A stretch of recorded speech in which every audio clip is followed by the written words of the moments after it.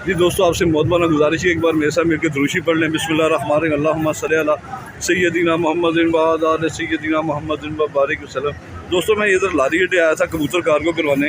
तो ये एक भाई हैं इधर फल वाले, वो अक्सर उनसे मैं फल भी खाता हूँ।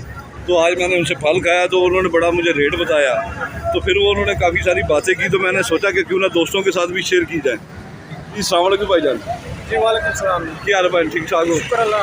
सर साड़ा नाम आमर शहर सर किहड़ी जगह ते रैशी हो? ठीक है।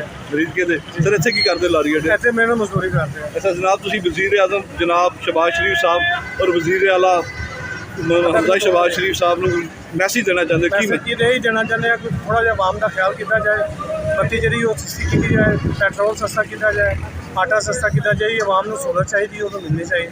क्योंकि बड़ी उम्मीद लैके आए ने लोग कि भाई इमरान खान गया हुए तो कोई ना कुछ बेहतर होएगी। उम्मीद तो दुनिया कायम है, लेकिन थोड़ी उम्मीद कोई नज़र नहीं आ रही अभी तक कि कोई चीज़ नज़र आवे कोई सही है।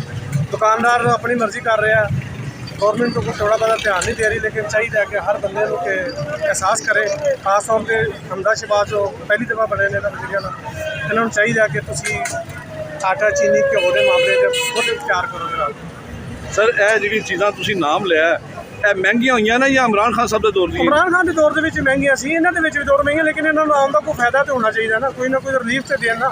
इन्होंने चाहिए कि कोई ना कोई अपना आवाम वास्ते अगर इन्नी उम्मीद लैके आए ने, हर बंदा इन्होंने वास्ते बड़ी ही कोशिश करते पे ने कि चलो कोई ना कुछ लैके आए ने इन्होंने वास्ते कि सस्ती करनगे।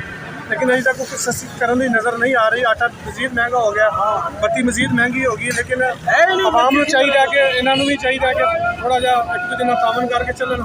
और सब तो बेहतर यही है कि जो आवाम के फायदेमंद गल है वो कर दें। इमरान खान को छोड़ दें, वो चला गया, उन्होंने जो हो गया वो बीत गया। ये सब जो का पाकिस्तान बनया उदों तो लैके ਹੁਣ तक यही इल्ज़ाम ला रहे हैं कि जो फलाना आया सी इंज कर गया, फलाना आया सी इंज कर गया। जो तुसी जो करना है तुसी आवाम को दसो, साढ़े वास्ते तुहाडी मेहरबानी है। बत्ती सस्ती करो, पेट्रोल सस्ता करो। ठीक है जी, बहुत शुक्रिया सर।